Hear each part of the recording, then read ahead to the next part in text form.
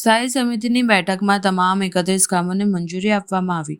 વડોદરા મહાનગરપાલિકાની સ્થાયી સમિતિની બેઠક આજરોજ પાલિકા ખાતે મળી હતી, જેમાં 31 કામોને દરખાસ્તો રૂપે લેવામાં આવ્યા હતા, જેમાં ચર્ચાના અંતે તમામ કામોને મંજૂરી આપવામાં આવી હતી.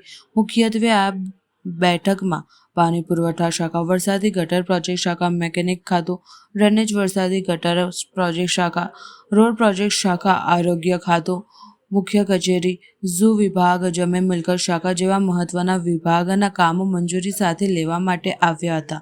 સાથે એક વધારાનું કામ મિલકત વેરા અંગે એડવાન્સ વેરા પ્રોત્સાહન રિબેટ યોજનાના કામને સામાન્ય સભાની મંજૂરીની અપેક્ષાએ મંજૂર કરવાનું કામ લેવામાં આવ્યું હતું. ચર્ચાના અંતે તમામ 31 કામોને મંજૂરી આપવામાં આવી છે. કામો બાબતે માહિતી સમિતિના અધ્યક્ષ ડૉક્ટર શીતલ મિસ્ત્રીએ આપી હતી. આજની સ્થાયી સમિતિમાં 30 રેગ્યુલર દરખાસ્ત અને એક વધારાની દરખાસ્ત એમ કરીને ટોટલ 31 દરખાસ્તો રજૂ થઈ હતી. તમામ દરખાસ્તો મંજૂર થઈ છે. અમુક દરખાસ્તોમાં નાના મોટા ફેરફાર કરવામાં આવ્યા છે.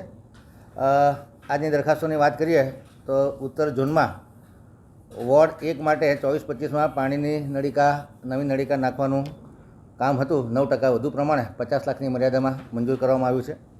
પૂર્વ ઝોન વોર્ડ નંબર 6માં 50 લાખની નાણાકીય મર્યાદામાં વધારો કરવાનો હતો, જે મંજૂર કરવામાં આવ્યો છે. દક્ષિણ ઝોનમાં 40 લાખની નાણાકીય મર્યાદા વધારવાની હતી, એને પણ મંજૂર કરવામાં આવ્યું છે.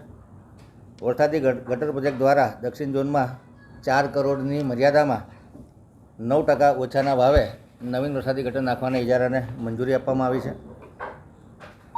જીપીએમસી એક્ટ 67(3)C અન્વયે કમિશનરને મળેલી સત્તાની રૂએ વડોદરા મહાનગરપાલિકાના માન્ય તેમજ બહારના જે ઇજાદારો સંમત હોય તેઓની પાસે પાલિકાની વિવિધ કામગીરી જેવી કે તળાવો ઊંડા કરવાના હોય, કાંસોની સફાઈની કામગીરી હોય, એટલે ઇજારા મંજૂર થતાં પહેલાં જે ટેમ્પરરી કામ કરવા માટે પોકલેન્ડ મશીન, ડમ્પર જેવી જરૂરિયાતો અમે ભાડેથી લીધી હતી, એ કામને 67(3)C હેઠળ મંજૂરી આપવામાં આવી છે.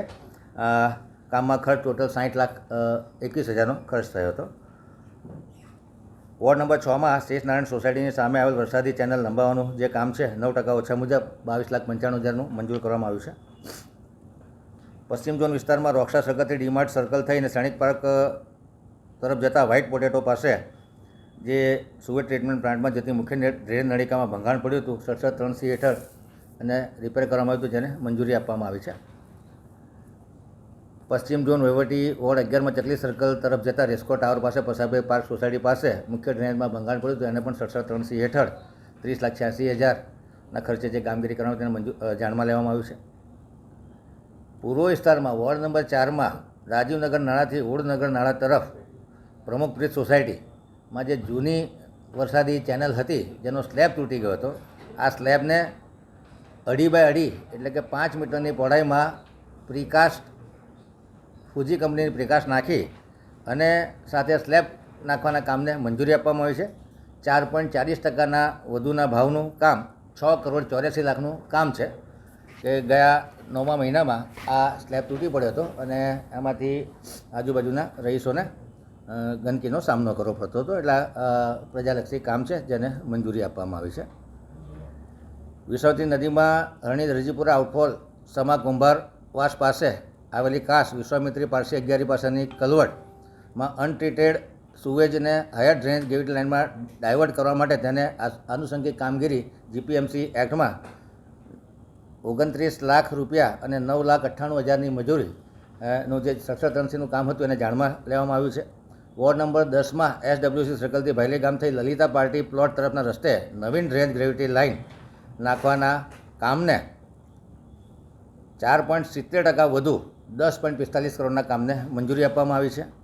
પૂર્વ ઝોનમાં ખોડિયાર નગર વિસ્તારમાં મુખીનગર તરફથી પાંજરાપોળ તરફ જતી નવીન ડ્રેનેજ ચેનલ નાખવાના કામને 19.86 કરોડના ખર્ચે 4.41%ના વધુના ભાવપત્રકને મંજૂરી આપવામાં આવી છે. ઉત્તર zone ward number 1માં Nawayard road સંતોષ ચેમ્બર પાસે જે ડ્રેન લાઇનમાં ભંગાણ પડ્યું હતું 67(3)C હેઠળ એ કામને જાણમાં લેવામાં આવ્યું. 7,56,000નું કામ હતું. પાણી પુરવઠા શાખામાં અછતના સમયે 350 લાખની મર્યાદામાં પાણીના ટેન્કરનો ઇજારો આવ્યો હતો. સ્થાયી સમિતિએ 2 કરોડની મર્યાદામાં આ ઇજારો મંજૂર કરેલ છે.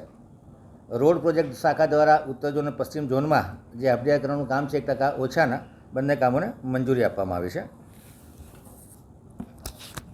વડોદરા મહાનગરપાલિકા દ્વારા વિવિધ ઢોર ડબ્બા ખાતે પૂરવામાં આવેલા રખડતા પશુઓ તથા પશુ માલિકો પશુઓની નોંધણી માટે લગાવવામાં આવતા RFID જેને 45 લાખની મર્યાદામાં આ ખર્ચને RFID અને ઇયર ટેગ અને એસેસરી લેવાની મંજૂરી આપવામાં આવી છે. ઢોર ડબ્બાની કામગીરી આઉટસોર્સિંગથી માન્ય સંસ્થા અને NGO દ્વારા કરવામાં આવે છે, જેમાં 47 લાખનો ખર્ચ 3 મહિના માટે એને એક્સટેન્શન આપવામાં આવ્યું છે. પ્રાણી સંગ્રહાલય દ્વારા દ્વિવાર્ષિક લીલું સૂંઢિયું અને રજકો ખરીદી કરવાનું જે આઇટમ છે, જે પ્રતિ કિલો ₹6.70 ₹52,33,370 23.86% ઓછાના ભાવપત્રકને મંજૂરી આપવામાં આવી છે. સ્ટ્રીટ લાઇટ વિભાગ દ્વારા વિવિધ બિલ્ડિંગોનું ઇલેક્ટ્રિફિકેશન હતું, જે ફેરફાર સાથે મંજૂર કરાયેલ 1 કરોડની મર્યાદામાં કામગીરી કરવાનું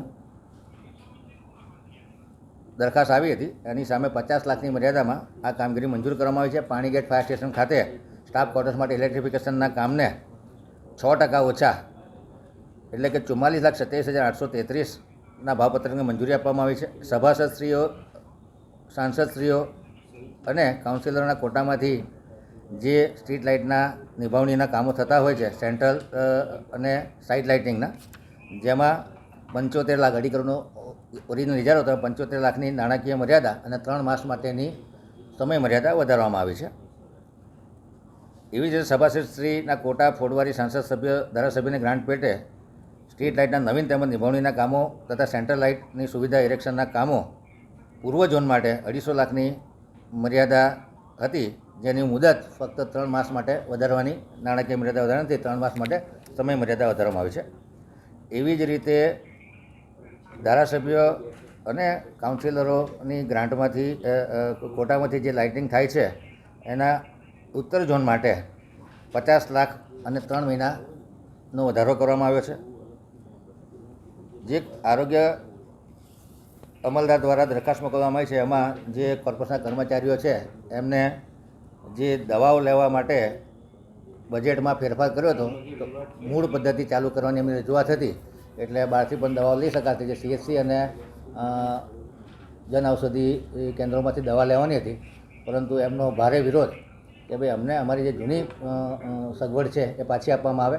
માનવતાના ધોરણે એમની આ માગણી અને આજે એને મંજૂર કરવામાં આવી છે. આગામી સામાન્ય સભામાં મંજૂરી અર્થે મોકલવામાં આવશે. વડોદરા શહેરમાં આવેલા બાગ બગીચા માટે રમતગમત અને ફિઝિકલ ફિટનેસના સાધનો સપ્લાય કરવાનું જે કામ છે 2 કરોડની મર્યાદામાં 3.80% ઓછાના ભાવપત્રકને મંજૂરી આપવામાં આવી છે. અગ્નિશમન તાત્કાલિક સેવાઓ દ્વારા જે હેવી ડ્યુટી લાયસન્સ ધરાવતા ડ્રાઈવરો અને સ્કિલ મેન પાવર લેવાના હતા, આ ઇજારા હેઠળ છે પ્રક્રિયા, એટલે 6 મહિના માટે એમાં એક્સટેન્શન આપવામાં આવ્યું છે. જમીન મિલકત શાખા દ્વારા લેન્ડ ડિસ્પોઝલ કમિટી દ્વારા 3 જેટલા પ્લોટોની મિનિમમ અપસેટ વેલ્યુ નક્કી કરવા માટે વેલ્યુએશન કમિટી દ્વારા જે ભાવ મંજૂર કરવામાં આવ્યા છે એને સ્થાયી સમિતિએ મંજૂર કર્યા છે. જનસંપર્ક વિભાગ દ્વારા જાણતા રાજા માટે જે 24,32,000નો ખર્ચો થયો હતો એને મંજૂરી આપવામાં આવી છે.